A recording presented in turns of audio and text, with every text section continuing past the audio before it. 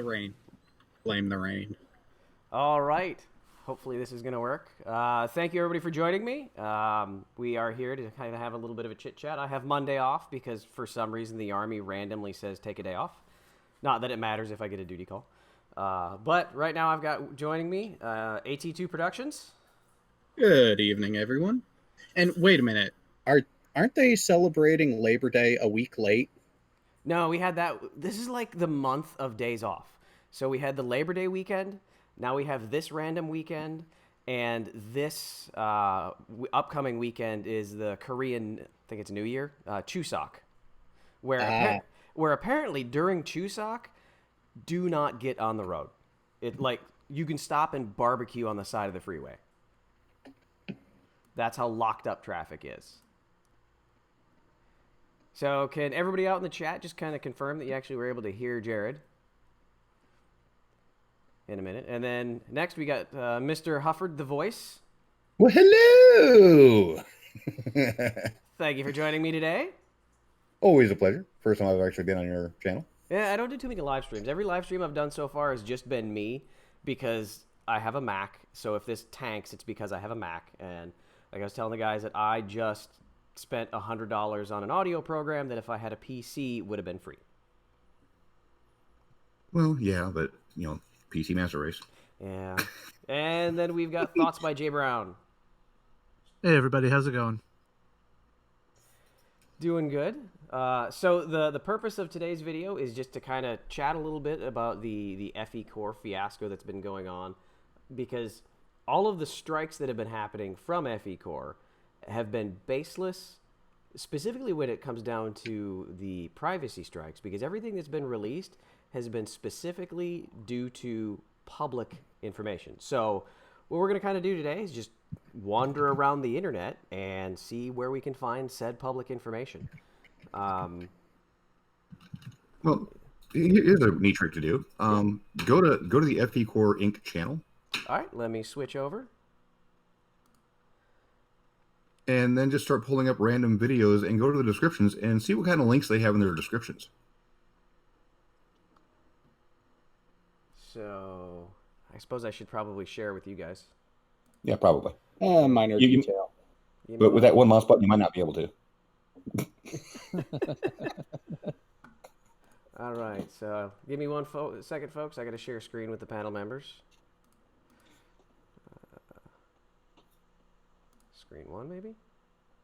Not that one. Screen 2, maybe? There we go.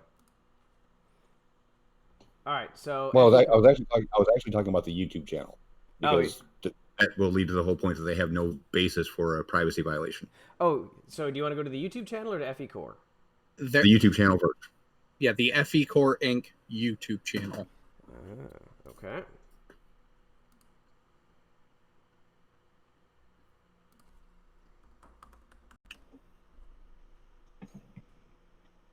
Astronomy Live, give me 1 second, and I will get the link over to you. Yeah, absolutely. Yes. Now, did you guys know that FECorpse has a backup channel? Yeah. Yes, we did. Because that's the channel they were emailing Red from. Oh, really? So, which video should we go to, Sean? Go ahead and go to the microwave promo second attempt. Because I know it's not on the power boat where they spend FECorpse money to rent a power boat. Go to the description. Reality. Okay, go down to the description. Show more. Oh, look, there's the FECorpse webpage. Go ahead and click on that.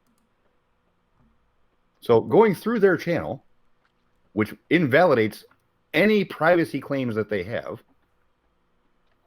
Now, since you've used their channel to go to their page, now go to their About Us section. All right, so if we go to the About Us. Now, this is a very professional-looking website. I'll give them that. This does not look like a fly-by-night bunch of flat earthers threw it together. But the one thing that you will specifically not see anywhere on here is any discussion whatsoever that this is a flat earth organization.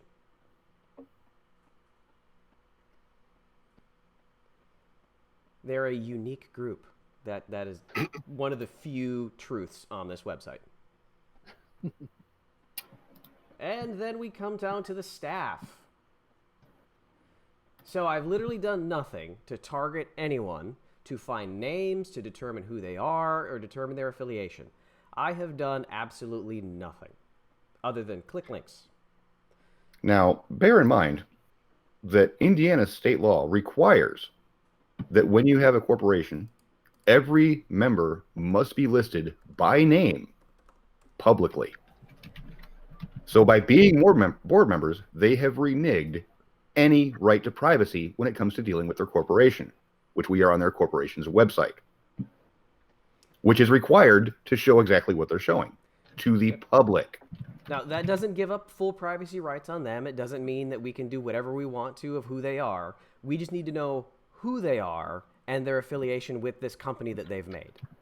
Correct. We can't sit there and say, okay, because they're on this webpage, we can give out all of their personal phone numbers and all that. That would actually be a privacy violation. Absolutely. But what is on this page is required by law to be publicly disclosed, which means they have zero right to privacy with aspect to this page. And they've been hitting everybody with privacy complaints for displaying what is required by law to be made public. So one of the things that you'll notice about this page, and I know people have talked about this before, but what we're going to do is use the Wayback Machine. If you look at this, their About page, FECorpse is in the process of establishing as a tax-exempt nonprofit organization under U.S. Code 501c3. Who has really good knowledge of what a 501c3 is? A nonprofit charity organization. So that would be churches, scientific institutions. Do universities fall under that? Not always, but potentially. Okay. Because unfortunately in the U.S., a lot of higher education institutes actually do operate for profit. Yeah. So if we go back to said Wayback Machine, and if you've never used the Wayback Machine, it's really interesting. This is not a 100% archive of the entire internet, but it is random captures of different websites during different parts of their existence. So we're going to go to this specific About Us page.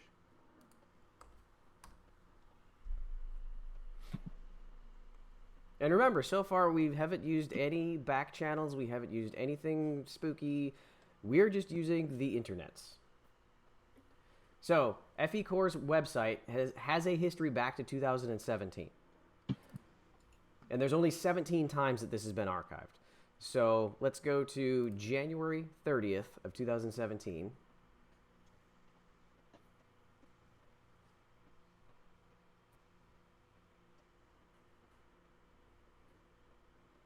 Looks generally the same, and you can see up at the top that that's how you can tell this is not the original website, that this is the Wayback Machine. We go back down to the staff. Oh, a little bit different here. FECorpse is established as a tax-exempt nonprofit organization. So in January of 2018, they were claiming to already have tax-exempt status under United States Code. Little bit different than what they're claiming now. Any theories from the panel on why? Because they started off right out of the gate saying that they were accepting donations that would be tax deductible. Now, there is a little hiccup to this. An individual that I'm hoping to get on the panel, I don't know if he's going to respond in time. Let me pull up this screenshot. So this is back channel information. This is from a undisclosed source from someone else. This is not of my doing. But a website called the Maine Surveyor has a contact with FECorpse. He was able to find their tax ID number and got a copy of their application response from the IRS. So they established themselves in 2017, correct? Yep. So logic would dictate that they established, shortly after the establishment in the state of Indiana, they would have then applied to federal tax-exempt status. Yes. Well, here is their response from the IRS. This year. April 17th of 2019. BM Furball, up your volume a bit. Much quieter. Okay, give me a second. Let me see if I can fix that. That's as loud as I can get it. Dang it. One moment. Trying to fix sound, or I could just bring the mic closer. There. Hopefully that'll fix it. So April of 2019 is when they got the response. So at some point before this is when they applied. But what is the standard turnaround time for notification for application? I think the IRS has between 30 and 90 days. Yep. So, dear applicant, we received your application for exemption from federal tax income and your user payment or fee payment. During the initial review process, the applications for exemption are separated into two groups. Those that can be processed based on information submitted, and those that require additional information to be processed. So either you've given us everything we need, or we're going to need something. And the IRS at that point makes the determination and notifies you. If you're in Section 1 where they don't need anything else, you will be notified within 90 days. And then you will be added to the register of active applicants for tax-exempt status. So if they fell under this category, they would be on the list with the IRS. Sean, are they on the list? They are not. And as of April, how many days are we since April 17th? We're about to hit the 5-month mark. So that clearly means that they are in Category 2, meaning the IRS needs more paperwork. Or they were rejected. Which is a definite possibility. Now, the biggest thing to me that's a problem is the fact that this response letter is April of this year. That means they didn't even apply within a timely manner. Well, I'd like to touch on that as well, because Flat Earth Reset is the one that actually kicked off this initial investigation of FECorpse, and many, many kudos for his work, because he did a lot of the work that I didn't ever have to touch. I just had to verify. Him and Mike got into a big discussion on one of his videos dealing with the expose of FECorpse early on. We're talking back in 2017, just after they formed. As of December 2017, Mike had responded to one of these comments saying that they've already applied for 501c3 with the IRS. Nothing became of that. On my video that caused all this stuff to go down with my walk around of the FECorpse corporate office, in heavy air quotes, Mike has said that he had filed for 501c3 back in March of last year. And when they finally show paperwork for an application, it's in 2019. So that means that they have been accepting tax-deductible donations for over a year before even applying for federal tax-exempt status. Yes. While representing themselves as a tax-exempt nonprofit, at least to begin with. So let's go back to that. So we are at the Wayback Machine. So in January of 18, they were claiming tax-exempt status. Let's check July.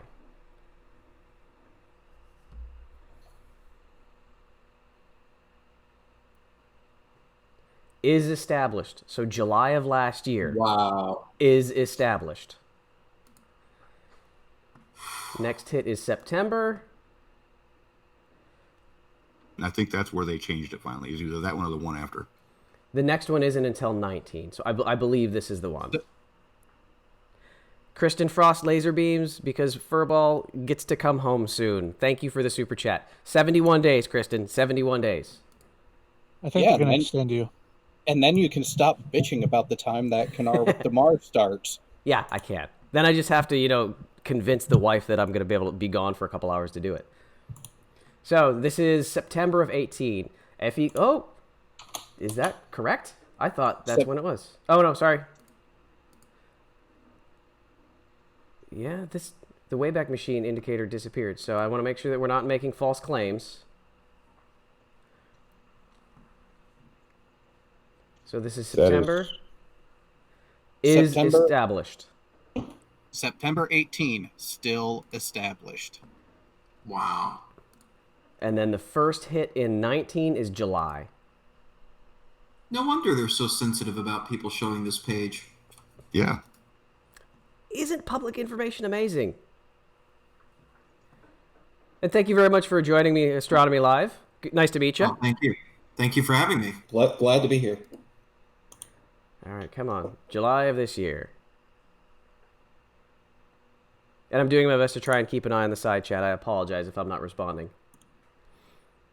Again, I have a Mac that I had to unplug my third monitor, so everything's on 2 monitors, and there's just too much going on. Oh, July of 19 is in the progress.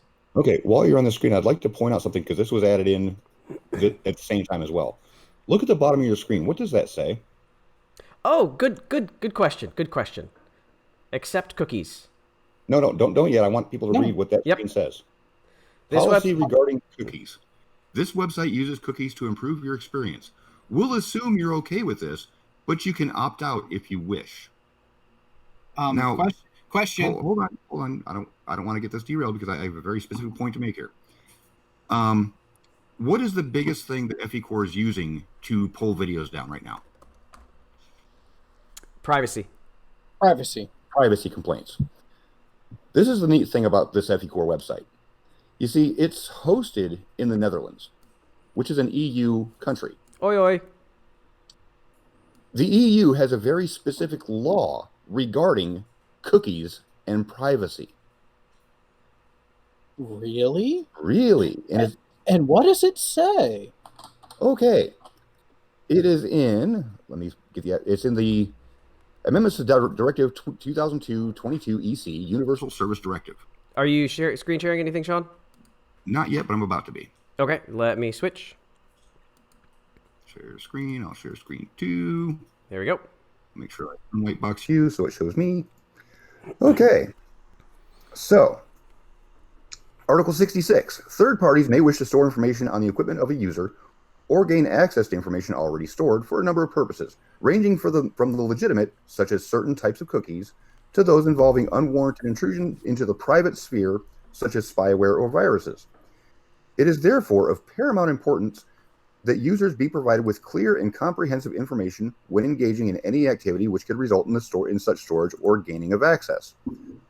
The methods of providing information and offering the right to refuse should be user-friendly as possible. Exceptions to the obligation to provide information and offer the right to refuse should be limited to those situations where the technical storage or access is strictly necessary for the legitimate purpose of enabling the use of a public service explicitly requested by the subscriber or user, which means they are giving prior consent. They're asking for this cookie to be installed. Where it is technically possible and effective, in accordance with the relative provisions of Directive 9546 EC, the user's consent to processing may be expressed by using the appropriate setting of a browser or other application. The enforcement of these requirements should be made more effective by the way of enhanced powers granted to the relevant national authorities. What this is saying is, if you pull back up their page again, Furball. Yep. So one comment, Osmo85 asked, can we go back to the Wayback Machine, because the Wayback wasn't indicating at the top of the page. So here we are. Yeah. You can see that it's July of 2019. Just click that September blue 18. Okay. He wants me to go to the September 18 because that, for some reason, wasn't showing the Wayback at the top. Again, don't want to be making false claims.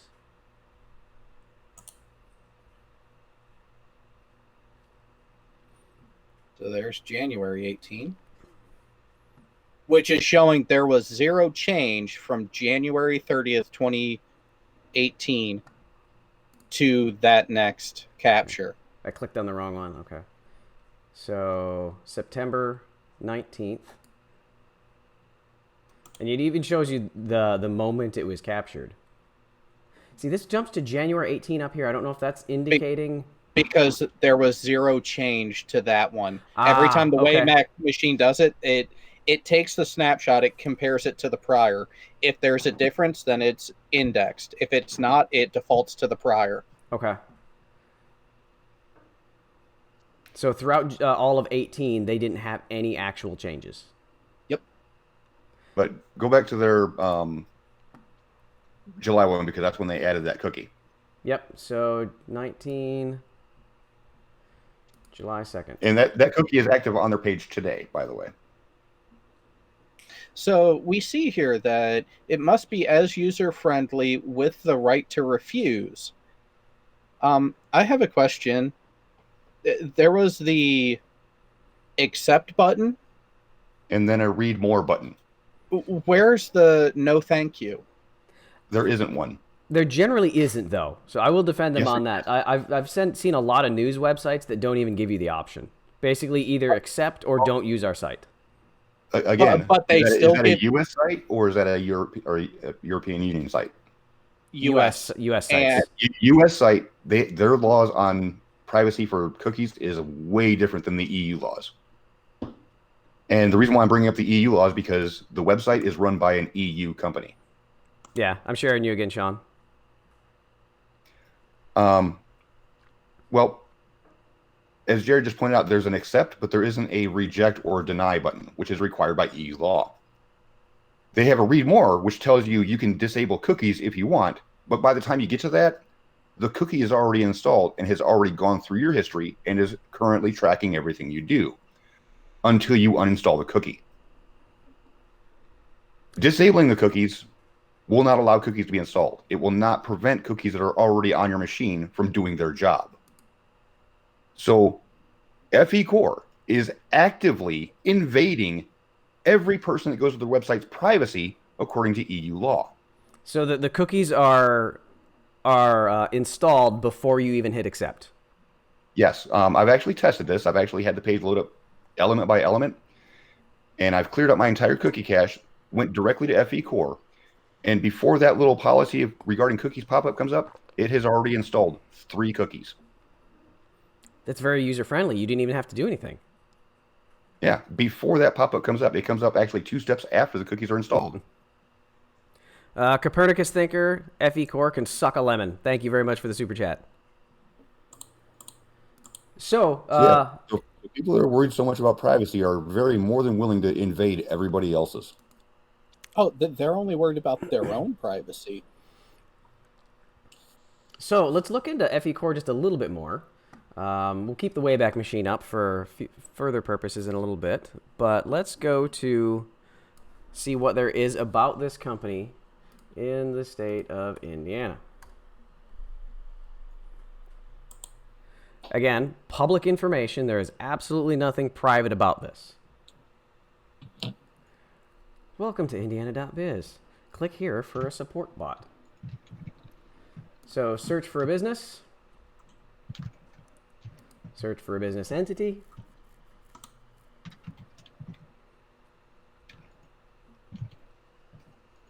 Business name. Oh, I'm sorry. Yes, I am not a robot. Search. So in the state of Indiana, there are 3 businesses that have something of that sort. And you can obviously see the one that we're talking about, FECorpse. So FECorpse was registered to Richard Hummer. There's the address that Sean went and visited for some reason because he's insane. And I think you got the wrong window showing to us. Oh, do I? Oh, I think. Now we see it. Well, we see FECorpse Inc. domestic. Yeah, now we see it. Okay, might just be a minute behind. Okay, so filing history. So the only thing that they've got documented within Indiana.biz is their articles of incorporation.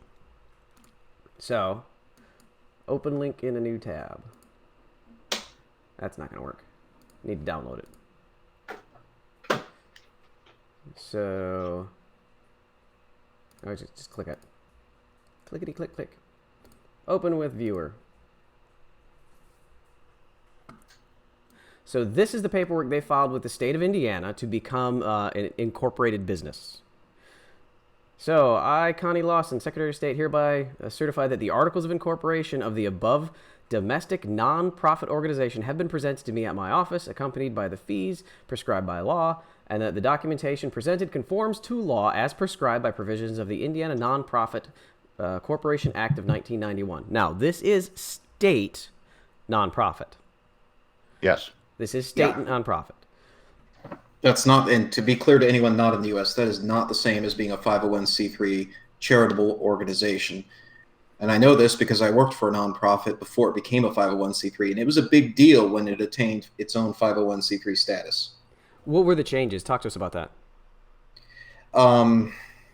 Okay, well, without, well, I guess I don't want to say too much without doxing myself, but basically, there was a separate entity that acted as a foundation, which held a trust fund essentially for the organization, but it had to pursue 501c3 status separately from being we had to pursue 501c3 status separately from being nonprofit, and finally attain that status, which meant that any donations to our organization suddenly became tax deductible. And so that's more of a federal level pursuit. That's not the same as saying at the state level you are a nonprofit. Not being nonprofit has its own benefits, but not the same as being 501c3, where any donations you receive are tax deductible to the donor, and of course we don't pay taxes on it because we're 501c3. Now, being state nonprofit, does that exempt them from state taxes? Yes, although I think it does. I should say I think it does, because in Florida we don't have individual income tax here in Florida. Mm-hmm. I'm sure there is for business, but I wasn't in the management department of handling all those numbers or dealing with that. But I'm sure, to the extent that there are corporate taxes at the state level, we didn't pay anything. I'm sure, because we were nonprofit. I'm pretty sure about that. Okay. So we'll read through this a little bit more. So this was December of 2017. They became a state nonprofit on December 7th, 2017. And then you can read through below the name of the company, the address. FECorpse Inc. is organized for exclusive religious, charitable, educational, or scientific purposes within the meaning of Section 501c3 of the IRS Code 1986. So that basically means that state charitable organizations abide by federal law. So they don't have their own specific state different way of looking at nonprofits. So technically, if this does not qualify as a federal nonprofit, would that mean they lose their state nonprofit?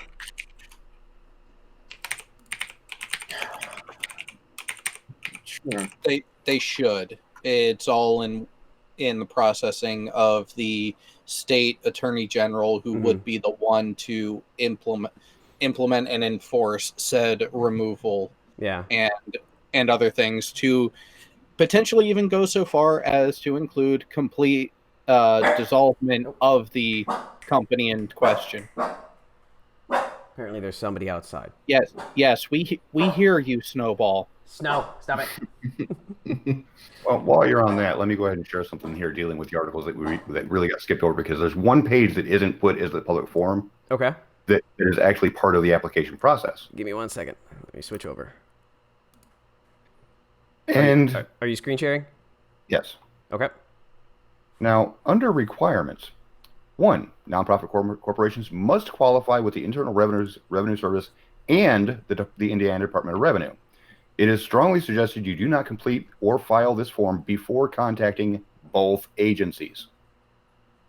This is the first page they got when they started to do their filing for articles of incorporation. It wasn't until 2019 that they contacted the IRS. Unless they have an excuse from the IRS that we've been sitting on your application for a year and a half. Yeah, that's not doubtful. happening. Yeah, there would be another memo before that, I would imagine. So the memo that was shown before was just, hey, we got your paperwork, we're looking at it now, here's what to expect. Yes. So with this, they're identified as a public benefit corporation, which is organized for a public or charitable purpose. So the only thing that they could kind of shoehorn themselves in there is for a public purpose, meaning scientific advancement. But again, like we saw on their website, there's literally nothing on their website that identifies them as a flat earth organization. They're engineers. And they are taking charities or charitable donations as an engineering company. And the only issue with that is, have any of the members of the board proclaimed to be anything other than flat earthers? How far in the titles do you want to go? Because Bob Nodell has claimed to be quite a few things. Oh, we're doing that next. We're doing that next. Hey, stop it! You turd. So the registering agent's name, Rick Hummer. We've got the address. Where is it for their board members? Right there, Article 5. Okay. Okay, Article 5, if the incorporation will have members, no members. So we've got this, and then we've got this. And the defense that FECorpse has been spouting is that box does not mean board members. But if you go to any legal documentation that actually breaks down the articles of incorporation, it explicitly states that the members section actually talks about your directors and your board of directors. That is expressly what that's for. And if you say yes, you have to give out the names, addresses, contact information publicly released on another form. So while during my first job after getting off active duty in the Navy, I went around to a lot of companies. One of them that I went to was a very well-known nonprofit that actually does charitable work. And while I was talking with the point of contact there, I asked him, how does the employment here work? And put quite simply, if you are a paid staff member, you are just that. You are a member of the organization. Volunteers are volunteers. Beneficiaries are beneficiaries. If you are what most people would consider an employee of the nonprofit, you are deemed legally as a member, not a board member, but a member of the organization. Yeah, which is why a lot of them get around the high overhead by having a small actual paid staff and a lot of regular and recurring volunteers. Yeah, and you can see on this page, it specifically says other board members include Rick Hummer, Bob Nodell, Sandor Sikeli, and Jaron Campanella. Well, just to modify that a bit, when FECorpse was first incepted, the board member list was a lot longer than that and didn't include Jaron. When they finally filed their articles is when Jaron got added on, and I think 10 people got removed from the list. I'll get to the full list here in a second, because again, this goes back to credit of Flat Earth Reset, because he's the initial person that found all this stuff. He's the one that actually tracked everything down. He did a really good job. Out of curiosity, did the original list include that one person whose name I forget that they kicked off because he decided the Earth was round after all? Yes, it did. Who was that? It absolutely did. Chris Monk-Sile. He was on the board of directors list, initial list, until they finally filed their articles. So then I'm going to move on for a second for some more public information. We'll leave this up just in case we need it. Next, let me see. Oh, actually, so with this, I think it was on this that said who. Yes. So if you want to become a nonprofit, you can have a company help you through that process. And they used Foundation Group, Inc. So they paid this company to help them through the entire process. And here is their website. Sadly, they don't. Okay. They're a company, and so they don't have public information about who their clients are. Go ahead, Sean. FECorpse members video published on 9/19/2017 on Mike Kavanaugh's personal channel, which is now a private video. Mike Kavanaugh was listed as president and chairman. Steve Torrance is there. Dr. Zach is there.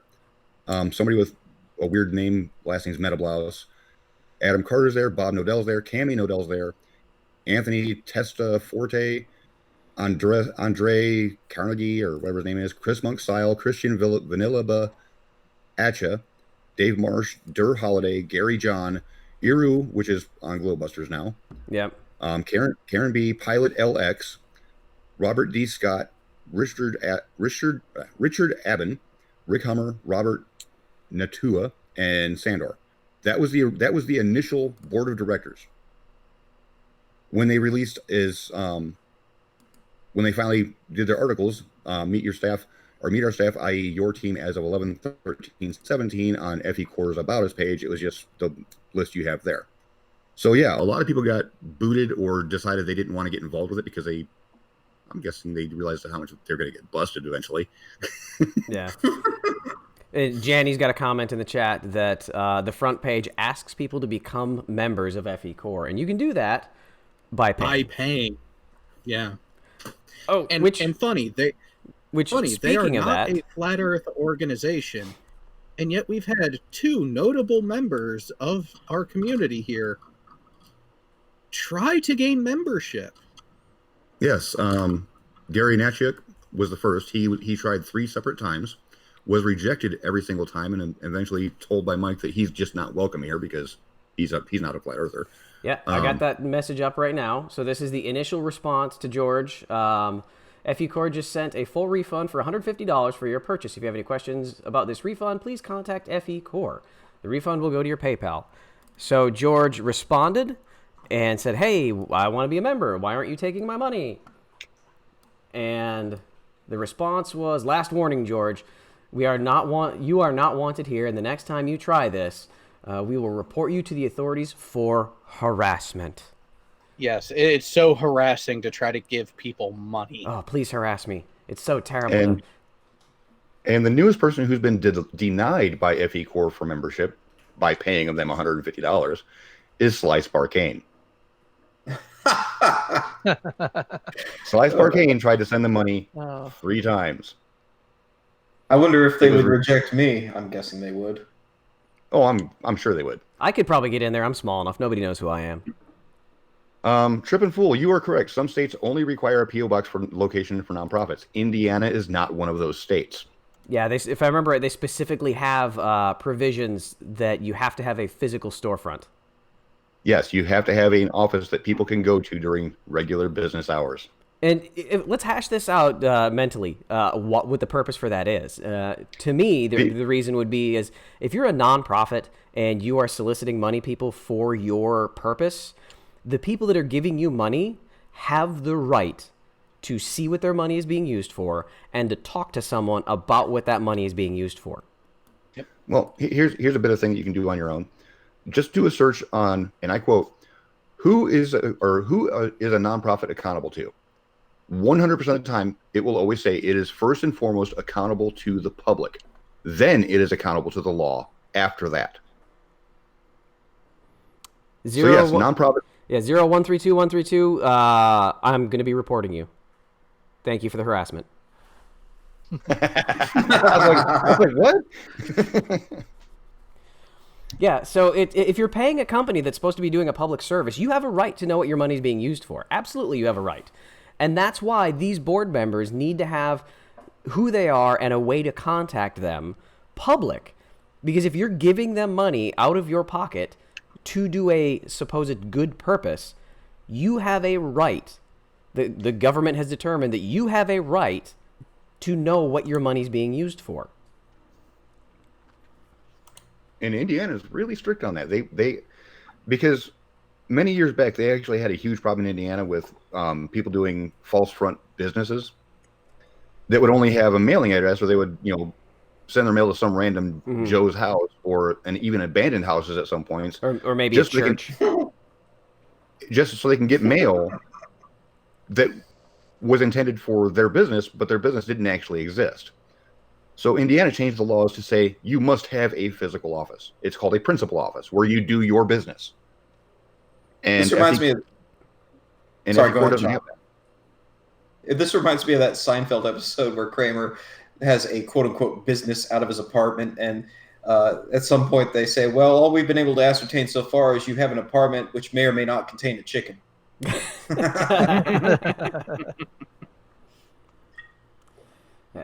So if we go back to the company that helped them, if I remember right, state-by-state guide. So again, we want to know the law. We don't want to be making baseless claims on things that can and can't be done. So Foundation Group will help you walk through this.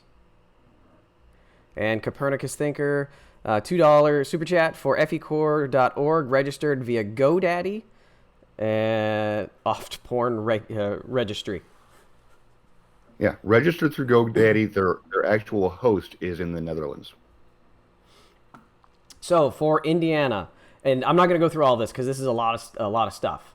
So formation meeting, you got to have a meeting with your to identify what the purpose of your organization is. So it is at this initial meeting that the initial board of directors is installed and officers' titles determined, minutes are kept. Then you need to get a ID number. Then you need to be incorporated in the state of Indiana.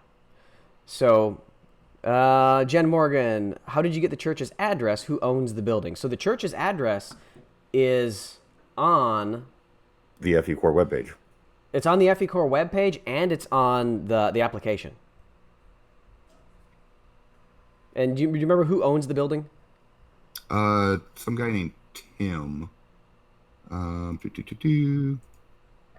I've done some YouTube searching for North Liberty, Indiana, and they seem to have a lot of political drama there for a town of like 1,800 people. Yes, they do. Because the guy that actually owns the building is on the Chamber of Commerce.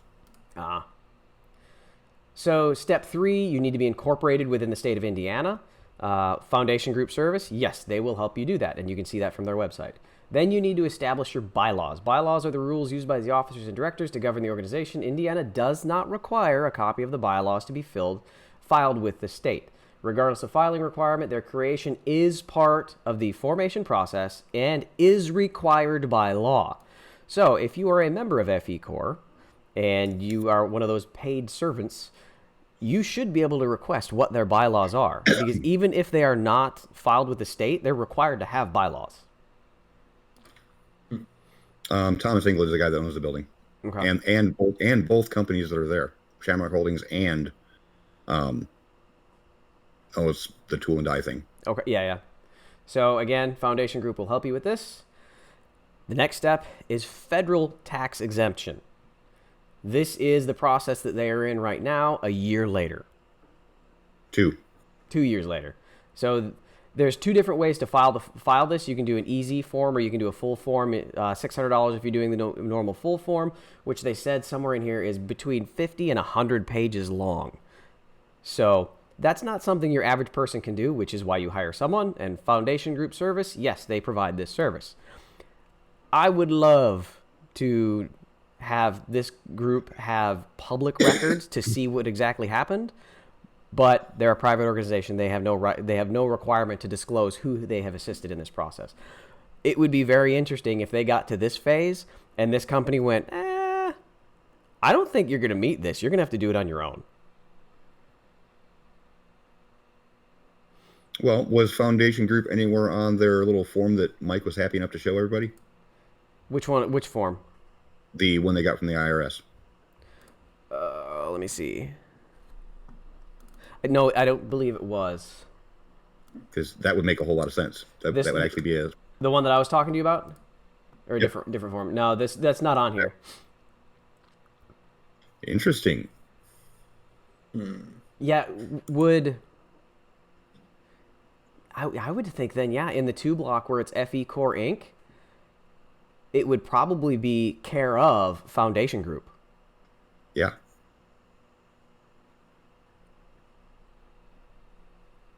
That's what I would think. This letter should have gone to FECorp and to Foundation Group. Right. If Foundation Group was helping. And so if Foundation Group was currently handling this case, then their name would be on there somewhere. $10 super chat from John Rapp. I'm not going to read that message for 10 minutes.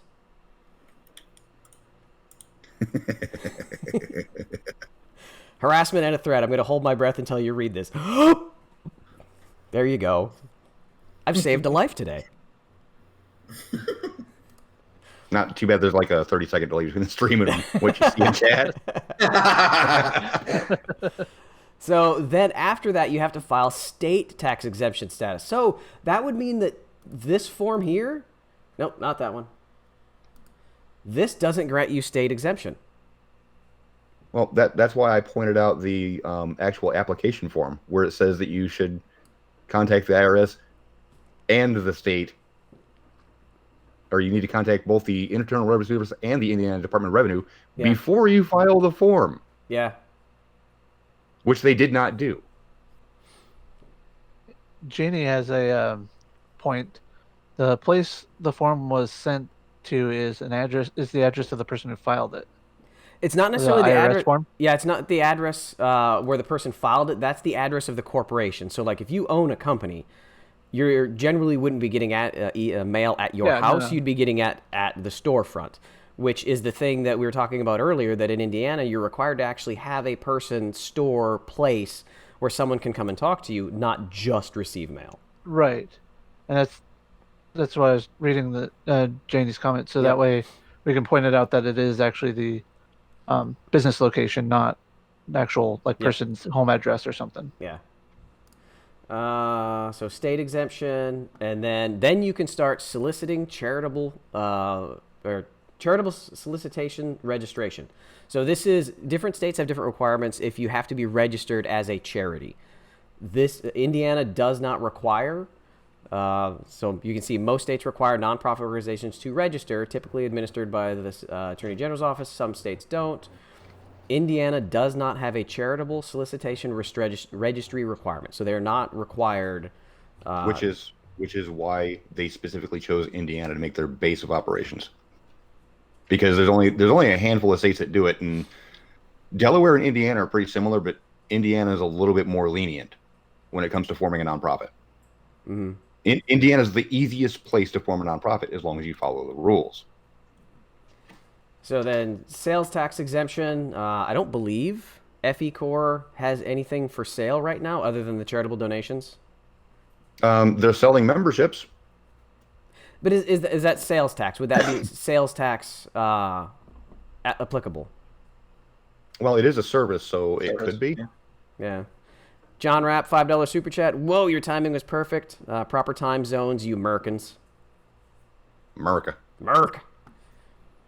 So that is the process that this group that helped them through. But again, as we just learned, they are on this form. They are not on this form. Oh, wait, no. Had it the other way.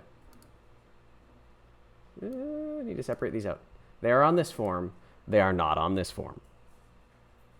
Yeah, so that tells me that the person that filed it, which was supposed to be the foundation group, because Mike's even made it very clear to me that the foundation group was the one that was actually doing all the filing to the IRS, it would have been mailed to the foundation group, and the foundation group would have forwarded it to FECorpse. So Jen Morgan, but many companies use that address. If there are many companies using it, isn't that a sort of fraud as well on the landlord's part? I wouldn't necessarily say that, because just think of a business building where you've got multiple places. It is different addresses. So actually, that's an interesting point. So if we had a business building where you were renting a room in a building and you're putting one secretary there to answer the phones, you would have 101 South Maple Street, Suite 5. Right. The Indiana statute is that if there's more than one company occupying a building, they have to have it clearly stated what all companies are there with their operating hours. There is no such thing. There is the Tool and Die Company, there is the Shamrock Holdings, and then there's the paper sign about the gym. There is nothing about FECorpse in the building, which is why I raised a big stink about it, because Indiana requires it if you have more than one company in a building. So, Sean, I have this question for you. I'm assuming that the owner of the building is aware that FECorpse is using them as an address, because obviously they're getting their very much. Very much. Rick Hummer and Thomas are actually very good friends. It almost seems like some of the arguments that are happening online are almost sovereign citizenish. I might be way out in left field, but it seems like those are the confrontations. I think that's a left field. Okay. I think that's a left field thing. Okay. As far as FECorpse goes. Well, I'm just talking the town itself. Oh, well, yeah. I know that they're very shady when it comes to town hall meetings. I'll just say that. They always have law enforcement present. Yes. Because anybody who says something against specific people, they will actually have escorted out under threat of arrest. No matter how nice they're saying it, if they're saying something publicly that detracts on somebody, they'll kick them out of the town hall meeting. Astronomy Live, you're screen sharing. Do you want me to show the public? You got something to show? Oh, no, well, I just had this up for fun. I mean, this is people have probably already seen this. This was on Red's channel. This is the screenshot of the email I sent YouTube in reply to the privacy complaint. And the reply I received from YouTube a day later at the end of and this was a little after that 48-hour period where you have a chance to either remove the video, alter the video, or otherwise hide the information being complained about, which I didn't lift a finger on my video. Okay, I didn't blur anything. I didn't hide anything. I just left it all out in the open and detailed to them in this email the situation to the best of my knowledge at the time. And the TLDR is that they came back and said, we've reviewed the information and we have decided that it is not a violation of our privacy guidelines, et cetera, et cetera. So, yeah, I detailed for them, first of all, that it's FECorpse making the complaint, which is, and I linked to the channel, and then I detailed that this came off their website, which they linked to in their video, and I provided an example of a video which links to their website. And I sort of slipped it in there that I'm aware of how the YouTube privacy complaint form is structured, that it asks specifically, has this content been copied from your own channel or video? And that should have been answered in the affirmative because it was copied from a link they provide multiple times on their channel and videos. If they had checked yes, and I've secretly, between us, I've tested this. If you check yes and you try to complain about somebody posting your private information, if you check yes to that question, it's an automatic rejection. You immediately receive an email saying, we could not find any private information in your complaint. Because you're admitting you provided it. It's public information that you personally provided through your channel. It's one thing, and I hear this argument all the time, well, it's public information, it's public information. And you could say that about certain things about me. Florida, for example, is a state that is very open with public documents. Virtually everything is a public document. Police reports, housing information, all that stuff is public documents as far as Florida is concerned. So it's not hard for somebody who doxes me, if they get my name, to find public documents that give my address, my phone number, et cetera, et cetera, et cetera. It's very easy to get that information on me, unfortunately. However, just because it's a public document doesn't mean you can just go post it to YouTube and dox someone who is not providing their name or their information to you through their YouTube channel. I don't provide my name to you through my YouTube channel. But just because it's a public document doesn't mean anything as far as YouTube's personal policies are concerned. However, if you provide it through your channel or your videos, then it's fair game. You can't make a privacy complaint about things that you have provided.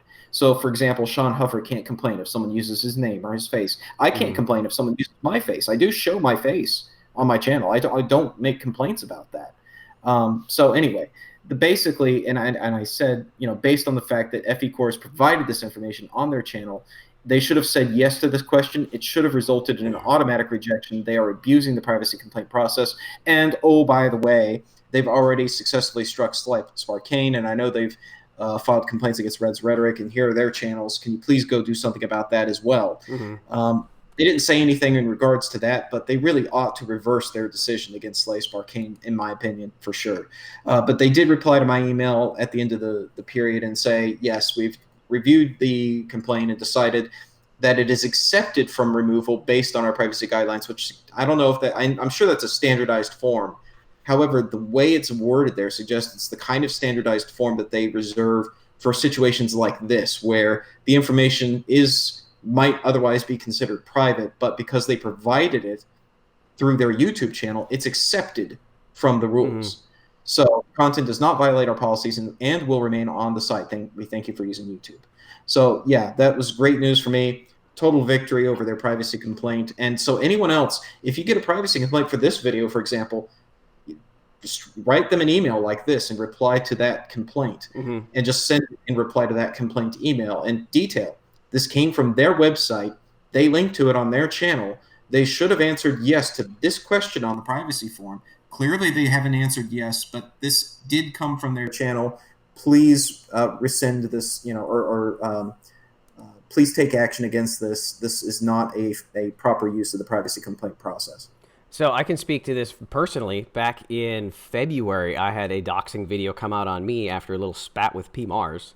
I pissed him off because he's an idiot and he made some baseless, horrendous claims about Fight the Flat Earth. And let me switch screens.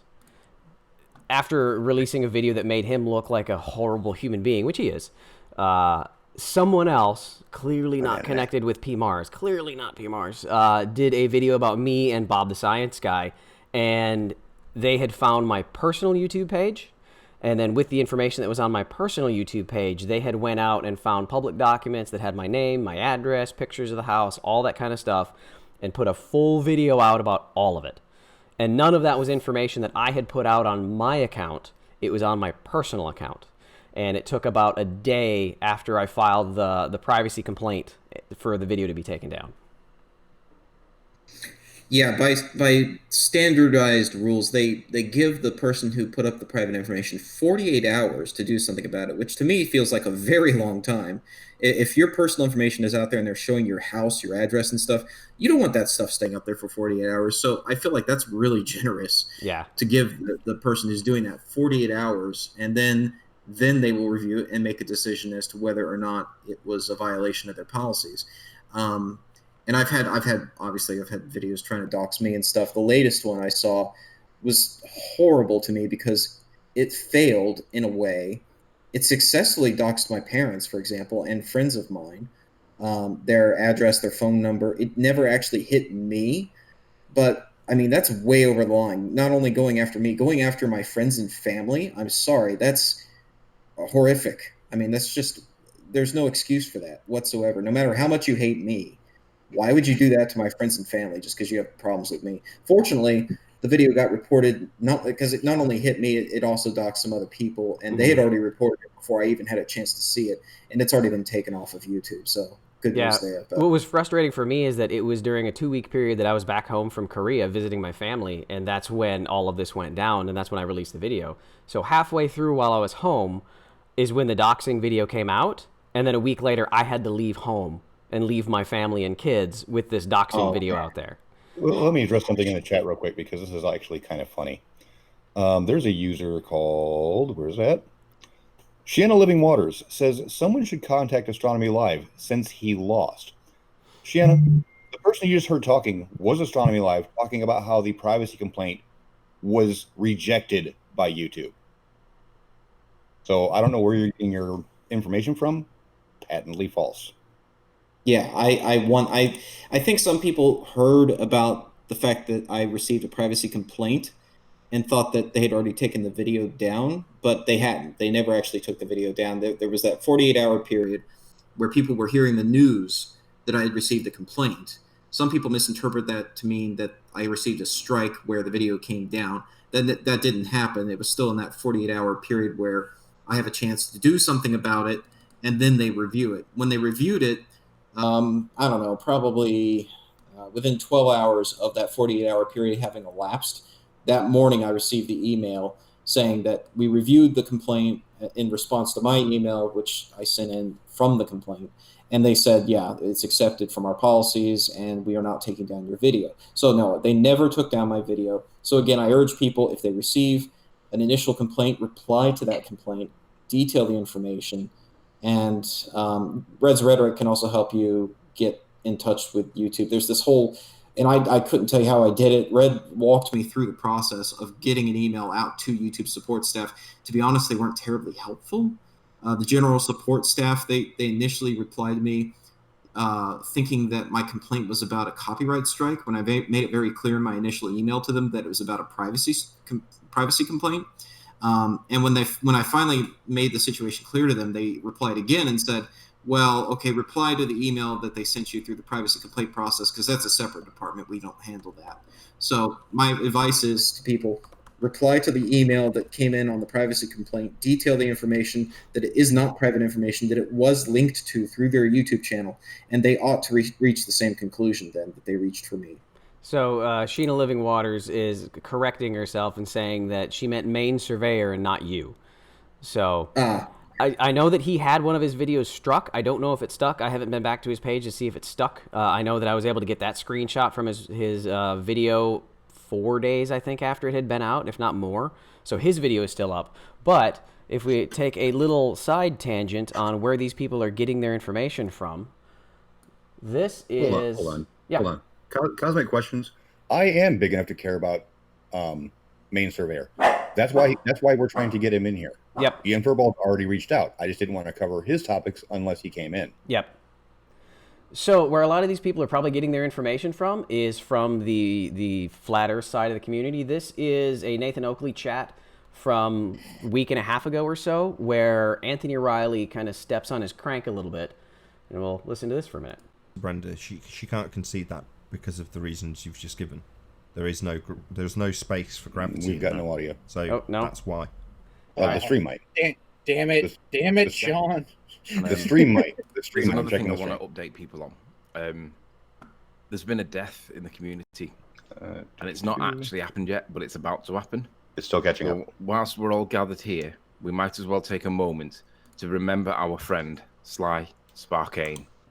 He's about to fall to grief. Can the stream pick up the audio? His channel is still live. The stream's picking However, up. in the next few hours, it won't Carry be. on. So let's take a moment to remember Sly Sparkane, a baller that knows it's not a ball, but tells his audience yeah, they that could it hear is a it. ball. We couldn't, which was merciful.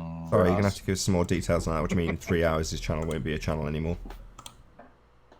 He's currently sat on 2 strikes. I'm not sure if the community strikes or copyright strikes, but he's got two. I'll just call them copyright strikes. It might not be. It might be the other one. But he's got involved.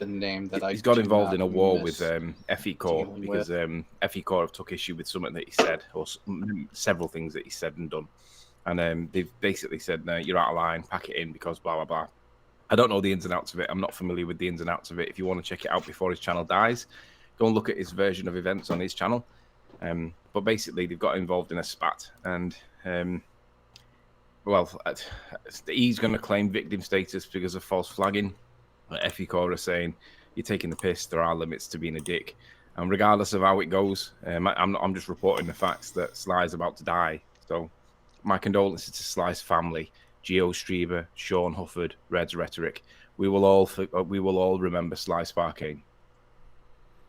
Yep. So with that, they go on a little bit, and ironically, Nathan actually defends and says that he does not want his channel to die because he's a content creator. He's someone who does things.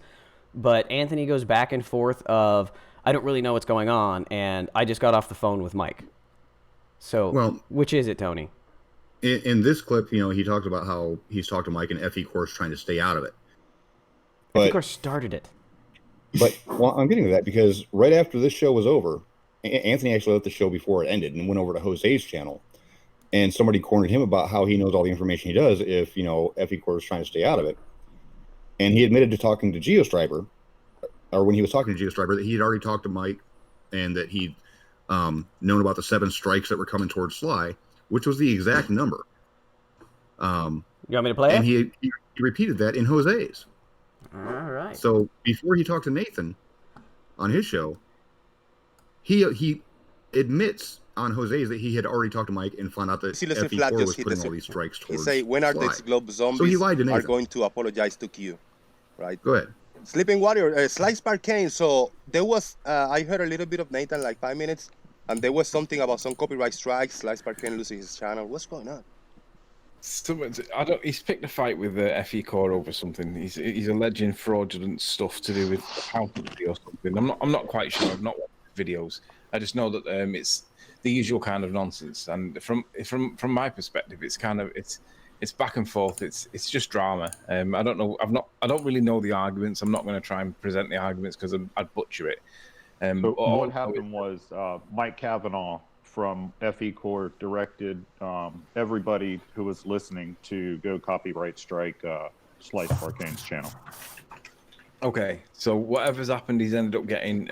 He's got numerous issues at the minute. He's got 2 copyright strikes that have stuck, but he's got several that are pending. And they may not be copyright strikes; they may be community guideline strikes. But he's got several that are lined up, and his channel is looking like it's going to go in the next few hours. So we might have to start a new channel. He's confirmed 2 of the copyright strikes as well. Well, that is kind of a scummy move. I don't know the ins and outs of it. I agree generally. I think that it's probably dick swinging, and like. So if he doesn't agree with it, why is he gloating about it? Because he's a disingenuous twat? And in here, he admits that he'd just gotten off the phone with Mike. So, one other thing with Anthony, anybody who's familiar with my channel knows that I interviewed him for 3 hours a couple weeks ago. And it was a very cordial conversation. We had pleasant. It was mind-numbing as it was. We continued talking afterwards, and he continued spouting his side, and I rebutted. But it was cordial. And then all the FECorpse nonsense came out. And I am a person of ethics. I'm a person of morals. And I felt that he was on the side of, because of these, that he was on the side of FECorpse. So as I was messaging him on Skype, I sent him this. And if you've seen my the last interview, honestly, man, I enjoy chatting with you and trying to challenge each other's beliefs. But if you are involved with the unethical behavior of FECorpse, then we have nothing more to talk about. I'll associate with someone that I disagree with, but not someone that is involved in a blatant, unethical, and fraudulent behavior claiming other people's content is their own. That was my message to him to try and start a conversation. And you see how it ended. Now, I'm going to assume that we are talking about claiming other people's content as your own is the fact that Res Rhetoric got a copyright strike for using my video. Yes, that was the purpose of this. So, after this message, you can see his response, and then he blocked me. I learned this today on Skype. Today, yeah. So he told me that. So I was watching Ranty's channel. He's on there, and he brings up the Southern Star bullshit that him and I talked about.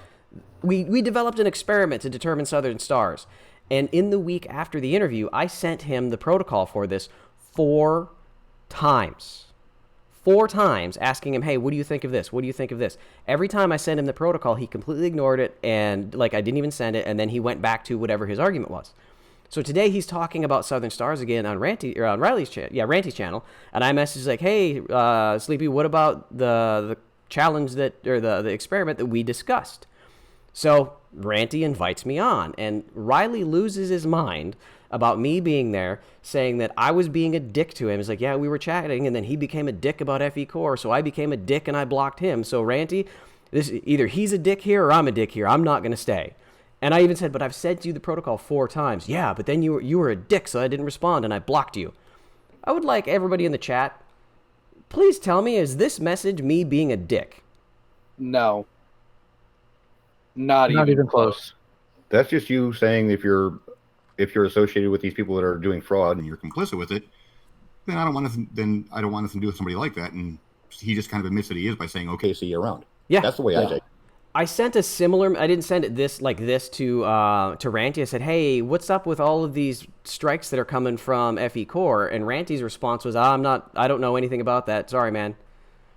Putting myself in his shoes, if somebody said something like that to me, that they felt, Red or Sean or somebody was doing something fraudulent to them, and if Red or Sean or somebody I knew was filing strikes against someone's channel, and somebody was saying, "Hey, if you're involved with this, I don't want to be associated with you," my first reaction would be, "Look, I'm not the one doing that. I have nothing to do with what's going on there. Don't lump me in with these people."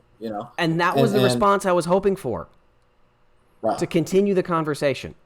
But I get that and a block. Oh, look who's in the chat. Red's in the chat. Hey, Red. No, Red, I'm not saying you're actually filing strikes against people. I'm just like, hypothetically, if I was if the shoe was on the other foot and I was in Riley's position here, where associates or friends of mine were filing copyright and privacy strikes to try to get someone's channel taken down, would I react this way to being, associated with them? Yeah, this isn't how I would respond. Well, Furball, since Red has been a victim of this situation as well, should he not be here? As long as he keeps his camera off. Well, you don't got to worry about that. His camera, he tries to turn his camera on, it's going to break. So yeah, that's true. Yeah. One of you guys send him the link? Doing it now. Cool. There you go, Red.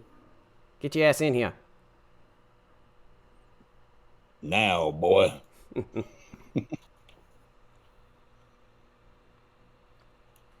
So I haven't done this. This is an experiment we're doing live together, because the question I had was with this Indiana Biz website. It's got the history of filings and things like that. I don't know if this should include like tax filings and things of that nature or not. Well, it shouldn't. Actually, I don't know, but I know that the 990, FECorpse is trying to say that we don't have to do that until we're 501c3. A Form 990, every business has to submit every year. It's their standard tax filing. It has nothing to do with whether or not they're 501c3 or not. Every company has to file a 990, and pretty much every company out there is public on the IRS's site. So I'm on the Indiana Biz website. The question is, would it be on here if you're a historic business? I haven't done this. I might be wrong. Do you guys think that form would be listed here? The tax form, only if it would only be for other public nonprofits. So, oh crap! I need a name. It's not going to be for LifeCorps. That's not a nonprofit. I need a name for a nonprofit because I wanted to see if the filing would be in here for that company. Red Cross. They got chapters in every state, I think. Return to search. Shit, I actually screw that. Church. Red's here. He's muted, but he's here.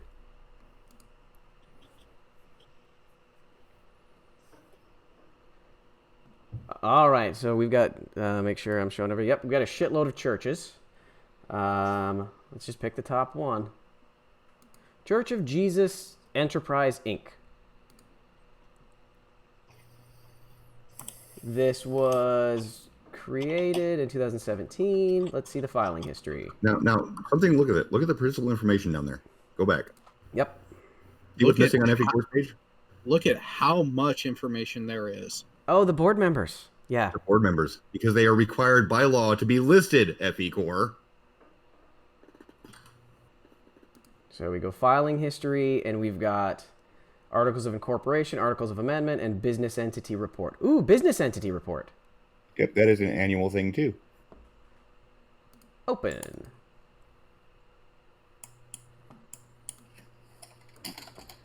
Approved and filed, Connie Lawson.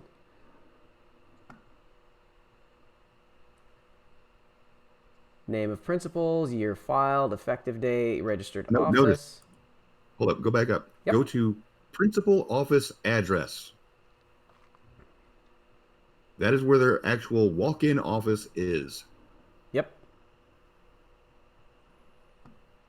Registering office address. So that's going to be probably whoever runs the church. Registered agent, yeah. Yep. Members of the board. So this is an annual requirement for recertification. The signatories represent that the registered agent name in the application has consented to the appointment of registered agent, the witnesses thereof.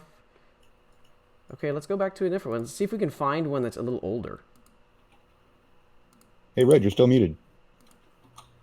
Yeah, I know.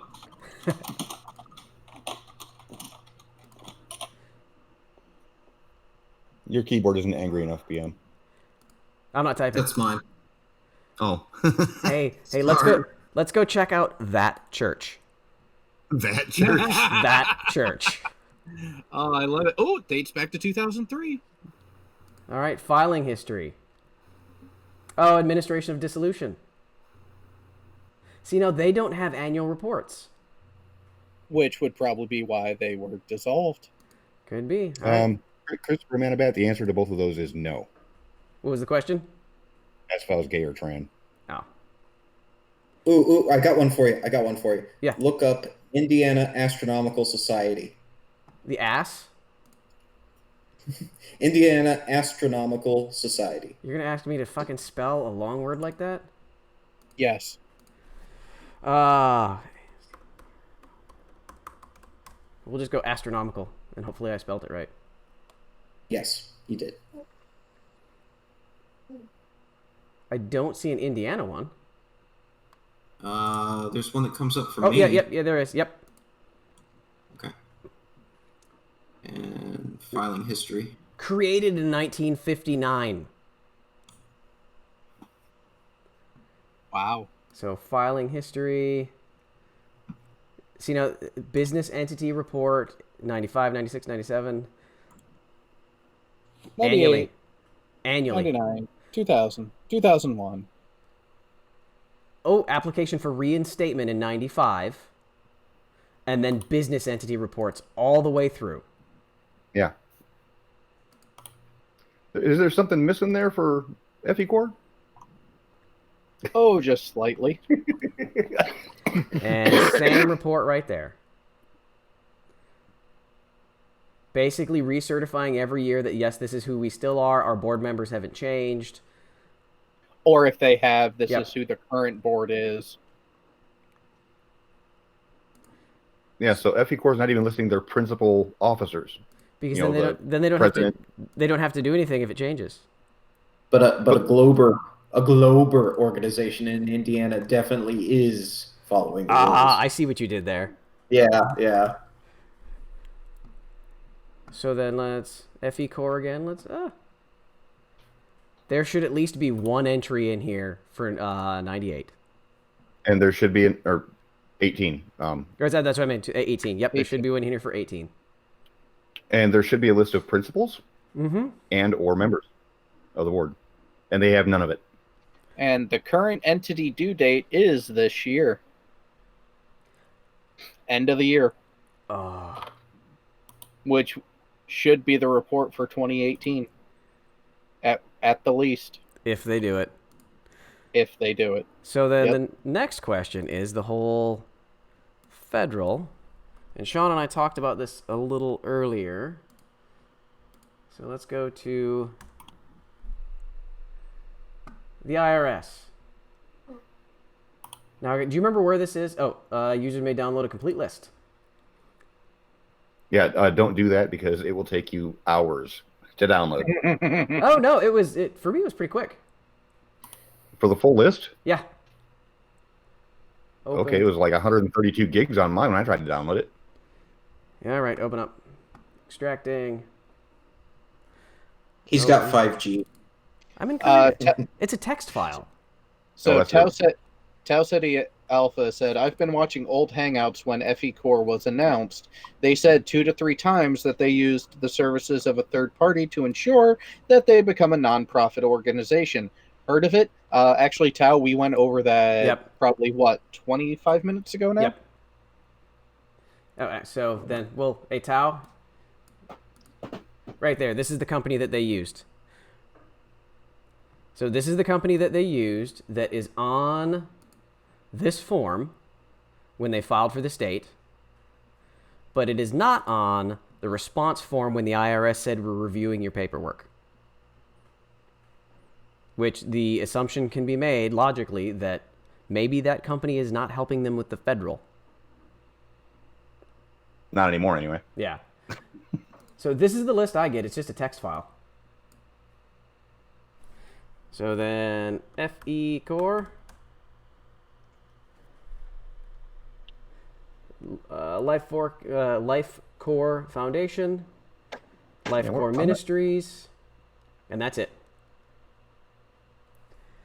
And Sean, we're not seeing any of that. Oh no? Yeah, we're still seeing the tax exempt organization page from the IRS. Oh, it's coming. Now we got it. Yep. So Sean, once their application has been received, is it your belief that they're added to this list as soon as they apply? Yeah, they'll be added to the list under the applied status. It'll go applied, then reviewed, and then either accepted or denied. So, then the next one thing that Sean mentioned a while ago, we've got all the principal members of here, and the one that we know has fudged his history is good old Bob Nodell. So if we go to the Flat Earth, we'll go to this page. Conference from 2018, the About Bob Knodel.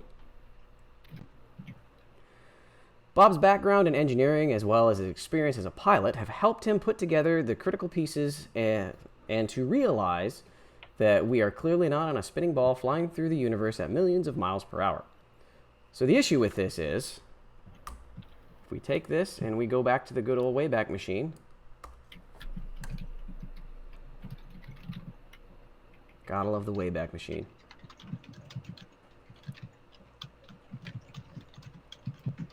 There are 36 captures. Let's go to the beginning of 2018, January. Is it just really delayed, or? I don't know. We're still showing the InBiz, the InBiz site that has nothing on it. No, wait. Let it catch up. There it is. Yeah, I was gonna say it's a Mac. It takes forever. Oh yeah, what the hell? PC Master Race. Shut up. So on here, Bob Nodell is a professional electronic engineer of 35 years with background in RF, terrestrial microwave, satellite ground station, and computer systems. He is also an FCC licensed broadcast engineer, an amateur extra class ham radio operator, and a commercial instrumental MEL licensed pilot. Wait a minute. Isn't there another pilot that we know? That's not what it says here, but it says it here. Interesting. And again, this is public information that anyone can use. Oh, forgot there's one more. Where is that? And there's one more thing. Let's go to the FAA registry. My brother just got his ATP rating the other day. Search for Robert Nodell. Oh, wait. What? Oh. Wrong box. Requiem for a Dream, he's actually answered that in one of his live streams where they did a balloon launch where he accidentally docks himself down to his computer's room that he's in his house. Dumbass. So, with the FAA Airman Registry, there are two Bob Nodells. Robert Lawrence Nodell. We don't see it. How are you guys so far behind me? Because you have a Mac. Shut up. There we go. Now we see it. So, where was it? I believe this is him. Let me go back to the other one. One of these gentlemen was certified in like the 50s. Yeah. So, this person became a commercial pilot in 1956. So, this clearly is not... Robert Middleton Nodell is not the guy we're talking about. How old's Bob? Not in his 80s. So, this is a private pilot license in 2006. Nothing about commercial. Airplane, nothing single about engine land. Nothing about multi-engine. Yeah. Or commercial. Yeah. Commercial. Private pilot. So again, all public information, nothing that is, using special gee-whiz back channels of anything. This is all absolute public information that anyone can do. And that was kind of the purpose of this stream. That's going to matter? No, it's not. Honestly think that's going to matter? The rest of the stuff that we've been showing has been public information, and they're still, trying to submit privacy complaints. Well, it doesn't matter. I know. Legitimacy is not a question within the flat earther's head. It's, can I abuse the system in this way? Oh, I can? Then fuck me, let's do it. Yeah, generally the purpose of this stream was to just show the hypocrisy and to see if they would actually strike. I think okay. Mike is currently in the process of imploding. And doing this is just going to make him come after you. I think it's absolutely pathetic on his part, but you do what you want to do on your part. Yeah. You know what, Red? I'm kind of 50-50 on that, because some of the stuff that he went after your channel for, I mirrored on mine. And the only thing I did was add mirror to the beginning of the title. Yeah. Nothing against my channel so far. He wanted to, I think he's going after people who, the most relevant or some shit like that. Yeah. Not to say that you're irrelevant, 82, but go fuck yourself. And just in case Bob tries to say that, well, the FAA just hasn't updated my information yet, I just want to say that my brother's registration information on the same site, I'm not going to show it for obvious reasons. I'm not going to dox my own brother here, but it does show that his medical was updated in July. So pretty darn up to date there. Yep. And also, I can confirm, to the surprise of absolutely nobody, that it's been 10 days, and FECorpse hasn't filed any sort of legal action against me to keep that video down. So if this shit were to keep going, my video should be reinstated by, oh, that would be great if it actually happens, Friday the 13th. Oh, nice. Which, by the way, we're going to have a celebration on Friday the 13th, because if you remember, Friday the 13th last year was when Jeranism got his ass kicked in that debate moderated by Sean Hufford.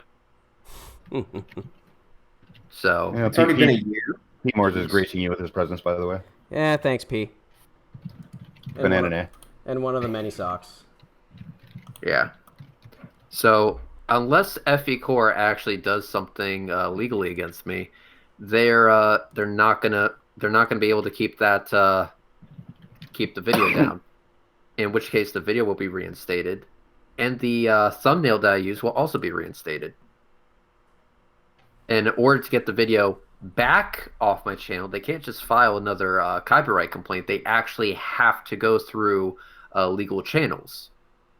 And all I gotta say, FECorpse, is clock is a ticking. Gotta get started. Listen, you gotta sue me. You gotta come after me legally. And that way, what will happen is my video will stay off of YouTube. But then we go to court. And then it will be the case of, not only did I make you my bitch on YouTube, but I also made you my bitch legally.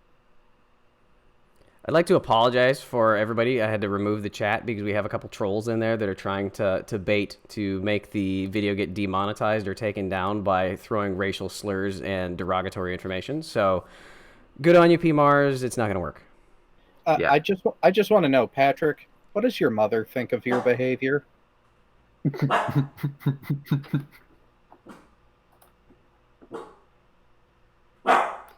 Not even a... Anyways, enough on PMARS. He doesn't need the attention. Nope. Yeah, that's correct. So what is the status then of the different strikes? As of right now, there are no privacy complaints on my channel because I just took down the video after I had everyone else mirror it. So now it's spreading like wildfire. So mission accomplished. They don't have to stay on my channel. Not that they do anyways. So who cares? But the strike is it is starting to tick down. So they have until Friday to get back to me on something when it comes to legal action. Unfortunately, they haven't done that yet. Gee, I wonder why. So they're going to have to do something quickly, otherwise that video is going to be reinstated. And when it does, I'm going to laugh. We'll have to do a celebratory hangout about that. We will. We'll probably have it on... What's the status of everything on Sly? 13th. Well, like I said earlier, Sly has been in correspondence with a guy named Carl at YouTube about the privacy strikes, but he worded something in a very, very bad way. And YouTube took it the wrong way, so they think that Sly is actually threatening legal action against YouTube, so it's been moved up to the legal department, where they're going to have a chance to look at it, and Sly will be able to talk to them and correct the bad choice of wording that he used for his response to Carl. He literally left it off with, this has left me with no choice but to file legal action, and left the sentence at that. Carl assumed he was talking about legal action against YouTube and not FECorpse. So he gave himself some red tape unintentionally. Thank you to everyone in the chat for trying to combat the nonsense. And Copernicus Thinker, $2 super chat because Red's into house. Oh. And I made you money just by being here. Yeah, but it was only $2. Your price has dropped. Look, I make no excuses here. I'm a cheap date. How many sock accounts does this idiot have? Too many. PMARS well into the hundreds at this point. Jesus. Last I checked, there was about 125. Wow. See, he had to do the sock account because he couldn't porn bomb people anymore. People got wise to his crap on that, so they don't invite him in. So now he just spams the chat to try to get the videos taken down through chat responses. Yeah. Yeah, we had him on where he couldn't porn bomb me, and he just tried to shout the N-word over and over again. I'm like, dude, you do know that this is going to be re-uploaded on my second channel where I just don't give a shit. Well, it gets even better because once you kicked him out, he went into the chat and started telling everybody to report the stream for racism. Yeah, even though he was the one doing the racist slurs. Exactly. Oh, there's another one. Damn it! I can't even click on it fast enough. The chat's moving so fast. Hey, BM. Yeah. Do yourself a favor. Yep. Slow mode, 30 seconds. Oh. So that way the sock account can only post one at a time, and then boom, you got him. Where's that information? Ingest settings or control room? You okay? So here's what you do: go to live streaming. Yep, I'm there. Don't time them out, Reds. Ban the socks. Said hid. So, and then what you want to do is you go over to the little gear where it says top chat. And then you want to click on enable slow mode. Am I in the control room? Creator Studio. Stream now. Go all the way over to the little gear where it says top chat or the chat box. Click on the gear, enable slow mode, set it for 30 seconds. There we go. Okay. I think I got it. Perfect. Enable slow mode. I'm sorry. I didn't mean to unhide that last song. I'm not even going to try to mod anymore because I just hit the wrong buttons and I do the wrong thing. And then... This is becoming a game now. Well, I can't. Yeah, we call it whack control. Yeah. Well, I can't help but notice that you still didn't enable slow mode. I swear I did. I swear I did. He's got to go into the actual event, the live event, in his control, or in the not ingestion, in the info and cards of the actual event. There we go. Who was that? Oh, that's Jay Brown. Haven't heard you talk all night. Oh, you guys are covering it so well that it's just like, I'm just gonna sit here and work on things in the background. It's gonna hang out. I just want to feel important and just be a part of the screen. Well, I got the soundboard. I can play this one. Interesting. There you go. We needed that. We needed that several times because I actually had to do a Jared impression. I suck at it. Yeah, I can't sound like that much of a douchebag. Hey, BM, I can't help but notice that you still haven't enabled slow mode. Yeah, I'm trying to find it. Damn it! I've never had to do this. Hey, BM. Yeah, I haven't enabled slow mode. Slow mode is still, yeah, it's still not enabled. You might want to fix that. Fuck, where the fuck is it? It's hiding. It is. In plain sight. Probably. I could just turn off chats, but that kind of ruins the fun. No, don't do that. Hey, BM, I still can't help but notice that you still haven't enabled. Wait a minute. Who invited him in here anyways? I think Justin Frakes got caught friendly fire because he did. Probably. Yeah, Justin Frakes, that was friendly fire. He was just typing slow mode very slowly. Seriously? All right, Jay, fucking walk me through this. I can't find the damn thing. All right. Hey, BM, you still haven't enabled slow mode. Okay, hang on. Furball, are you in the live control room of the active event? Yes. All right. On the but the top of there should be a section that says info and settings. Yep. Click on that. Click it. And then under the advanced setting, I believe is where the chat slow mode is. You believe? Yep. Yeah. Wait, are you using the beta? No, I don't think so. Recording? No, it's not in there. Oh, wait! Oh, I'm an idiot. I'm an idiot. Well, we know this, but save change. He's a chief warrant officer. What do you expect? Fuck you. Hey! Yeah, there you go. Good job. Good job. There you go. There's a first time for everything. You figured it out. Good Hey, job. I noticed you finally figured out how to do slow mode. Thanks. Thank you. Thank you very much. 20 minutes later.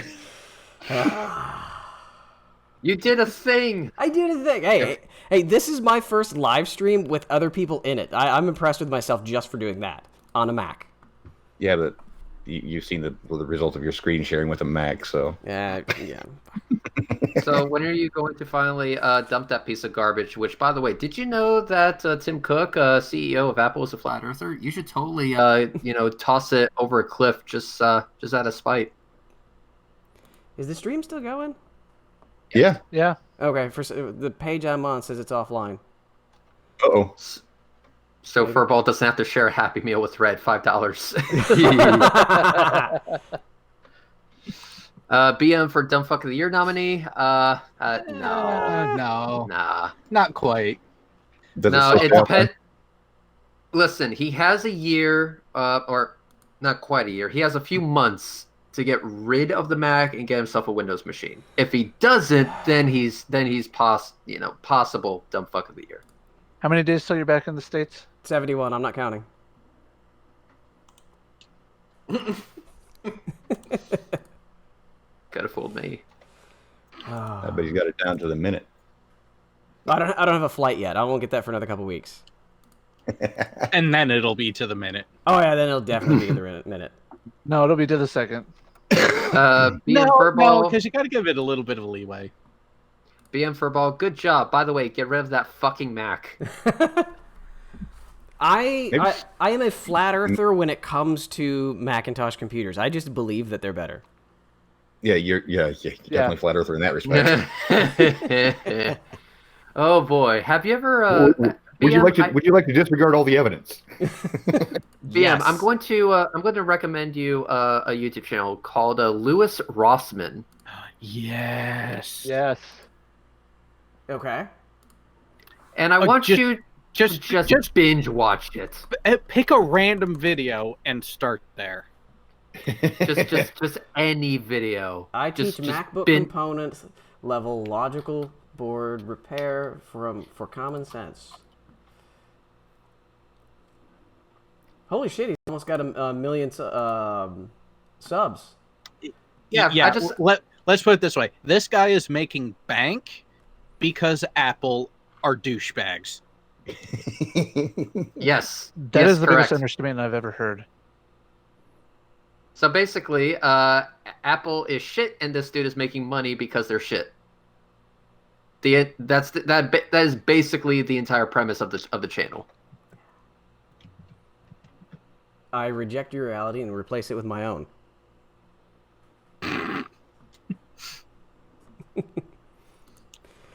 All right. Well, I've been going for about an hour and 40 or so. I suppose time to wrap it up now that the game of Whack-A-Troll is done. Yeah, we don't want the Mac to overheat.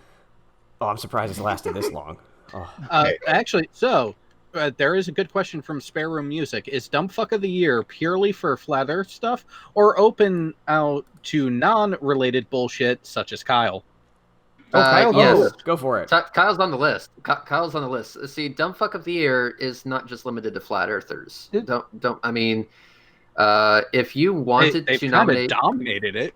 They've dominated. Well, of course, they're Flat Earthers. The fact is that you need to understand that dumb fuck doesn't just refer to flat earthers. Dumb fuck also refers to climate change denialists, people who are anti-vaxxers, people who think drinking actual fucking bleach is healthy. Yeah, those types of people. So yeah. Chili juice. Chili juice. You should probably go chasing water. We need to do categories because there's got to be flat Earth dumb fuck of the year, pseudoscience dumb fuck of the year, and then overall dumb fuck of the year. Well, Anthony's going to get the try hard of the decade. Yeah, he's going to get exactly. I mean, he is so consistent in his idiocy. But it's always a shame that someone always manages to just edge him out for the top prize. I heard he likes edging. Anthony Lively has been trying so hard. And in fact, last year he was actually winning, and then Professor Dick. Yeah. No, it was only Professor Dick during the duration of the contest, because I respect the guy. It's just he did dick move and promoted Trigger Tits. Yes, Trigger Tits won. Super chat from John Rapp. Thanks, everyone. Thank you very much, John. Christopher Manabat, what's going on with the Non Sequitur show? Has Steve filed the lawsuit already? Kyle has been served. Ooh. Yeah, Kyle's already served on that. Yes. Oh. Kyle has been served. The son of a bitch has until the end of this month to reply. Otherwise, automatic win. Yep. Court ordered. Yes. And you can see him right now, live, right now, on the Non Sequitur show with none other than Mr. Atheist. Oh, go figure. Requiem for a Dream. Why is the FE logo tilted at 33 degrees? Because that's the perfect angle. So also, there's quite a lot of awesomeness happening. I just wanted to say I'm at 32,953 subs, very close to 33,000. If that can happen exactly on Friday the 13th, I will fucking love my life. Beautiful. I will fucking love my life. Just saying. Comment from Spare Room Music. It bothers me that all of these other dumb fucks are trying to steal Riley's crown again. He richly deserves the title. Oh, but that's the beauty of it, because I think he tries so hard because he wants to win it, so he can put it in a feather in his cap that we hate him that much. The dumb fuck of the year doesn't have anything to do with hate; it has to do with how stupid somebody is. Yeah. Yeah.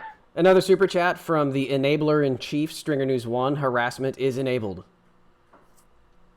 Justin Franks, nah, Riley deserves to perennially be the second place for dumb fuck of the year. Just because, just to let him know that he's always been second. Because that'd be hilarious if you just reserve the second spot every year for Riley. As you're ranking everyone, it's 1, 3, 4, and 5. Hey, listen. The fact is that we always leave it to a vote. Second place, it might be him, might not. The votes will speak for themselves. Oh, Mark Bassier, mass unsub on the 12th just to fuck with Red.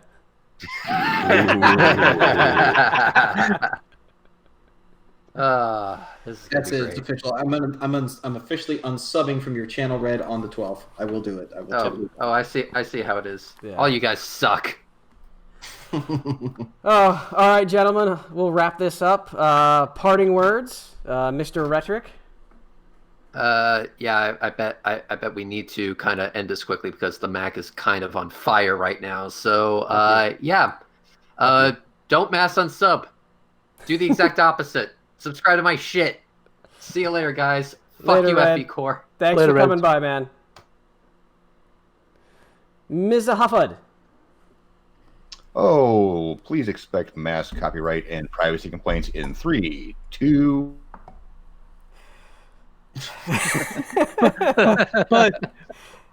but he didn't finish the countdown. Another super chat from Suck My Spinning Balls. I hate flat Earth with a passion.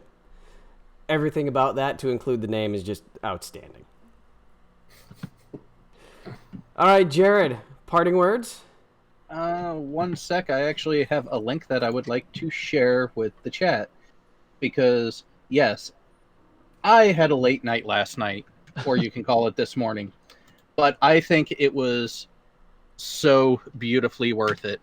For those of you who are not already subscribed, 1, what's wrong with you? 2, go watch that video. It is the premiere of the show Logic and Reason, where Logical Troglodyte and Steaming Cup of Reason combat conspiracy theories in the appropriate manner by bringing on experts to actually talk about the subjects. And I think it's safe to say the audience didn't want us to stop, but we had to. Yeah, that was I amazing. concur with program. you on that. I watched that this morning, actually, after the fact. Yeah, that was an amazing program. I love the format, that it is purely intellectual based with people that have knowledge in the field. So if you are not subscribed to that, go for it. And if you're not subscribed to AT2 Productions, every week we do a Veterans Talk Weekly over there. Just a bunch of veterans bullshitting and swearing and telling war stories. And then Jared also has AT2 Moto, where he likes to go driving on his motorcycle and getting speeding tickets. Hey, it's only happened once. Yeah, how fast were you going? 90 and a 35. Hey, go big or go home, right? That's true. That is true. All right. Thanks for coming, Jared. Jay? Mr. Lurker in the corner? Well, I had work to do. What can I say? Not really. I was just messing with things for my football podcast. But FECorpse can... Well, who said it earlier in the stream chat? Hashtag fuck FECorpse? Pretty much. And then Copernicus Thinker asked, can you give a 30-second summary of the latest reference FECorpse for those who missed that segment? FECorpse are a bunch of idiots. They're still continuously striking, but none of the strikes have held. Pretty much accurate. Astronomy Live, thank you very much for coming. It was nice to actually talk to you. We've interacted in the chat a couple times. It was great to have you on here. Oh, thank you. It was great to be on here. I was looking forward to this hangout, and thank you for having me on, because it seems that there is a way forward to defeat these false privacy strikes, and you just have to make sure that YouTube is aware of where the information is coming from, and that it's not private information, that it is actually stemming from their channel. So my advice to anyone who encounters strikes like this, write them an email along these lines. Be nice, be cordial in the email to YouTube, and you should be victorious. And I hope very soon that Sly will be victorious over his similar false privacy strike. Yeah, definitely. And if anybody else out there is not subscribed to Astronomy Live, go over there. He's got some absolutely amazing footage of all of the great work he does, to include the rocket launches down on the Cape. It's amazing work that you do with your scope. I am a extremely amateur astronomy guy. I've got a 16-inch Trust Dobb telescope that I can't take pictures through, but it's just amazing to look at. And someday I would love to actually start taking pictures. Well, yeah, I mean, that's a fantastic scope. I mean, for perspective, that's twice the diameter of my telescope, and you guys can see what my scope's capable of. So yeah, 16-inch scope will show you a lot in high detail. And I'm working on developing some software for free, open source, for things like satellite tracking right now. We had some fun with that last night. I did a stream showing various satellites tracked with my software. So people can go check that out on my channel and go download my software from GitHub and try it out, hopefully, on their scopes. Of course, you'll need a motorized, computerized type telescope. But my goal is to make software that makes it easy for anybody with no prior experience to track things like the space station and actually see things like the solar panels, the habitat sections, up close through their own telescopes in an automated fashion. So that's my goal in life right now with my channel. So we're getting close to that goal now. Yeah, that is a very admirable goal. Cool. Thanks for having me on. Yep. I'm gonna sign off here. All right, thanks for coming in. Thank you everybody in the chat for joining. Thank you specifically to all my mods for squashing the stupid out there. Hopefully this doesn't have any issues. Copernicus Thinker, another $2. Astronomy Live's last show ruled. Yeah, it did. He's got some great work over there, and he lays it out so you understand it. It's not that hard. The average person that has the right equipment can do what he's doing, and that's the goal of his channel, so that to open astronomy to the public, to everyone. So thank you everyone for coming. Thankfully, this actually held together pretty well. I hope you all have a wonderful rest of your weekend, day, morning, evening, whatever time it may be. And with that, take care.